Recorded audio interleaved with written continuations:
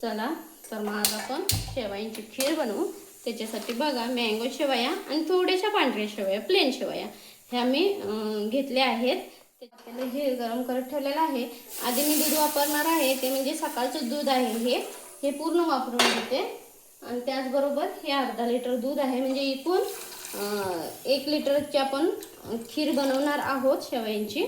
त्याच्यासाठी बघा आता थोडंसं पाणी घालते, त्याच्यामध्ये 1 वाटी साखर घालते।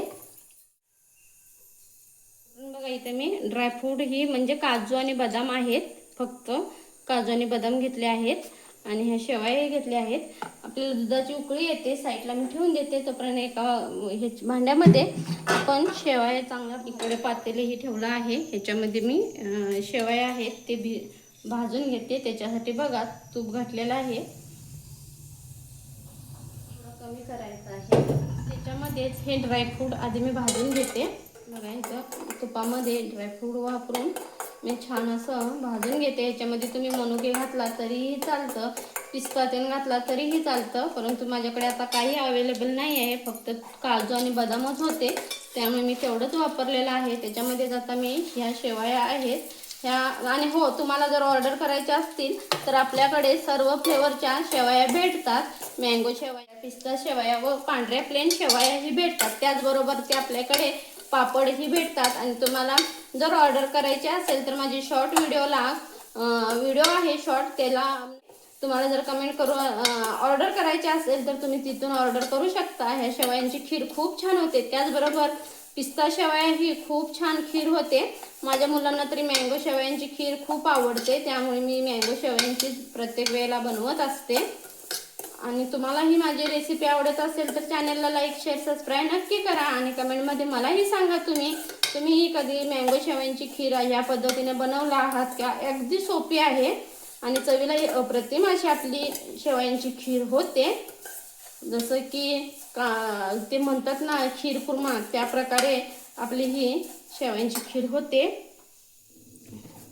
मंद आचेवरतीच आपण शेवया पूर्ण भाजून घ्यायच्या आहेत।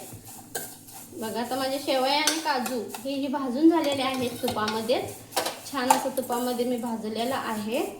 आता हे साईडला ठेवते आणि इकडच्या साईडलाच मी आता दूध उकळी काढायला ठेवते, पटकन आपलं दूधही उकळी येतं।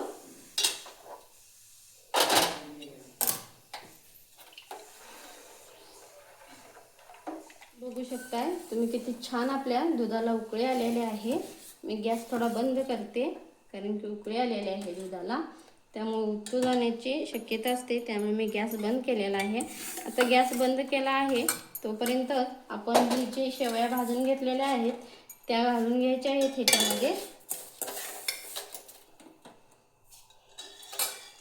पूर्ण शेवया आहेत त्या मी घालून घेते ह्याच्यामध्ये।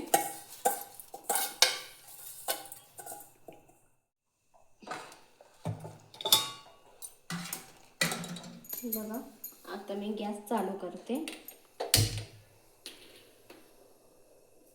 आणि एक उकळी आपण अशीच शेवयांना आणून देऊ।